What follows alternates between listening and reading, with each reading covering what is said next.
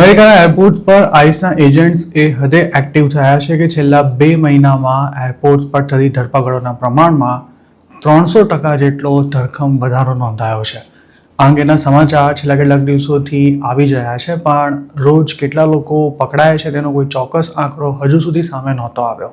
જોકે NBC ન્યૂઝના એક રિપોર્ટમાં કરવામાં આવેલા દાવા અનુસાર મે 2025 દરમિયાન એરપોર્ટ પરથી રોજના એવરેજ 10 લોકોને પકડવામાં આવતા હતા, જ્યારે હવે રોજના 20થી 40 લોકોને અરેસ્ટ કરવામાં આવી રહ્યા છે. જેનો સીધો અર્થ એવો થાય છે કે હવે એરપોર્ટ પરથી રોજબરોજ થતી ધરપકડોમાં 300% જેટલો જંગી વધારો થયો છે. આઈસમાં નવા એજન્ટ્સની મોટા પાયે ભરતી થઈ છે, તેમજ ડિપોર્ટ થવાને પાત્ર થતા લોકોનો આંકડો વધી રહ્યો છે. તેવામાં આવનારા દિવસોમાં એરપોર્ટ પરથી પકડાતા લોકોનો આંકડો પણ વધવાના પૂરા ચાન્સ છે.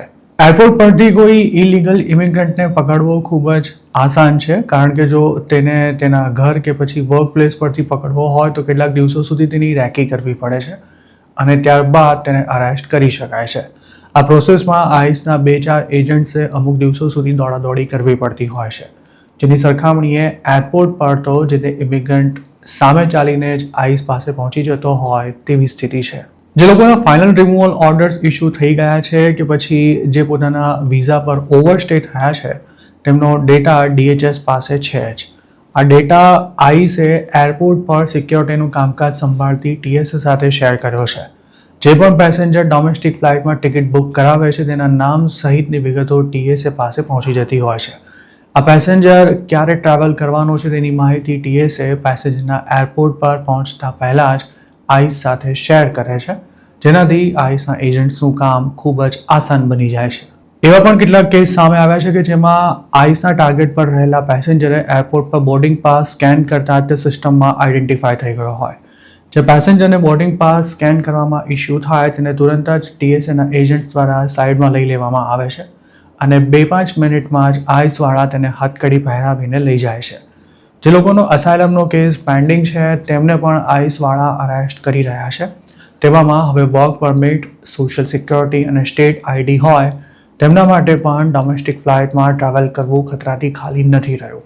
આઈસ દ્વારા જ્યારે પણ આવા લોકોની ધરપકડ કરવામાં આવે છે ત્યારે એવું કારણ અપાતું હોય છે કે તેમણે અમેરિકામાં ઇલીગલી એન્ટ્રી કરીને કે પછી વિઝા પર ઓવરસ્ટે થઈ કાયદાનો ભંગ કર્યો હોવાથી તેમને કસ્ટડીમાં લેવામાં આવે છે. આઈસના એજન્ટ્સ હાજરી પુરાવા આવતા લોકોની મોટા પાયે ધરપકડ કરી જ રહ્યા છે કે પછી તેમને ટ્રેકર પહેરાવવામાં આવી રહ્યા છે. આ ઉપરાંત અગાઉ ઇમિગ્રેશન કોર્ટ્સમાંથી પણ લોકોની ધરપકડ કરવામાં આવતી હતી. અમેરિકાની કેટલીક ફેડરલ કોર્ટ્સે ઇમિગ્રેશન કોર્ટ્સમાંથી કોઈ પણ ઇમિગ્રન્ટ્સને અરેસ્ટ ન કરવામાં આવે તેવી તાકીદ કરતા આ કાર્યવાહી પર નિયંત્રણ આવ્યા હતા.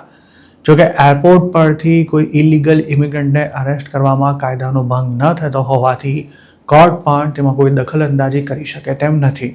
જે લોકો છેલ્લા 1.5-2 મહિનામાં એરપોર્ટ પરથી પકડાયા છે તેમાંના કેટલાક એવા પણ હતા કે જે 5-10 વર્ષ કે તેનાથી પણ વધુ સમયથી અમેરિકામાં રહેતા હતા અને અત્યાર સુધી તેમને ડોમેસ્ટિક ફ્લાઇટમાં ટ્રાવેલ કરવામાં કોઈ જ પ્રોબ્લેમ નહોતો થયો.